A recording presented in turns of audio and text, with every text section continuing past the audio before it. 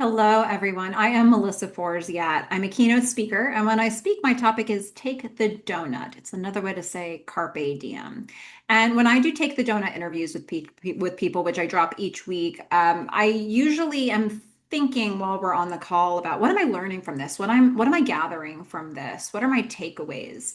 And I generally drop into a video like this afterwards just to share what I was thinking along the way. I just had a chance to speak with Lynn Downey Braswell, who she's the founder of Work of Art Coaching. I originally met her because she's an actor and you might know her from projects like Daisy Jones and the Six and 911 and The People's Joker. I know her from Daisy Jones and the Six, and I had an opportunity to interview her for her work on that project. But we realized we had a lot to talk about. And so I had a chance to do this interview with her. And one of the things that really jumped out at me, and it comes out a bit during the interview, but we also talked quite a bit before and after we hit record on the interview about timing in your life and having an intuitive sense of what the right timing is for you and being okay with that as well.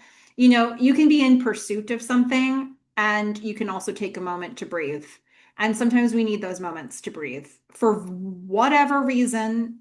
And actually, she and I are both encountering that right now in our lives.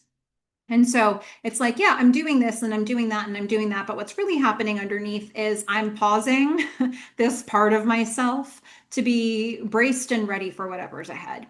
And I think sometimes we have an innate sense of what that is. And if you're somebody who's willing to listen to that and actually do something with that information, if you have the luxury to do something with that information, then it becomes a little clearer over time. It doesn't take as much it doesn't take as much soul searching to realize, oh, I actually just need to pause here for a second. Sometimes it just becomes really clear, and the more you practice it, the clearer it becomes.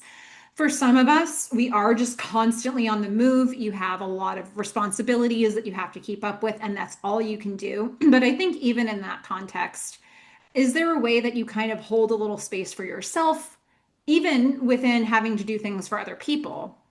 And I don't even mean that in terms of self-care. I think that's how like you're showing up. Are you giving all of yourself all of the time, or is there a little piece of you that's like kind of working on yourself in the background? This was a conversation that Lynn and I were just having, and I found it really interesting, especially in the context of both of us needing to do that right now.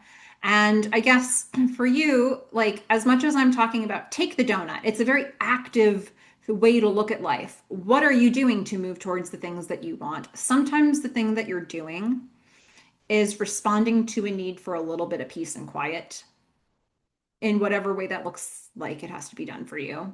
And that is part of the journey of taking the donut. So if you're in a space like that right now, just know that's a totally valid way to approach things if that's what you need.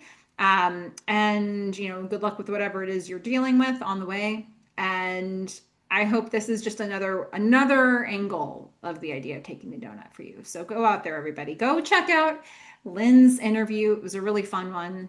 And you know, get inspiration and get donuts. Bye, everyone.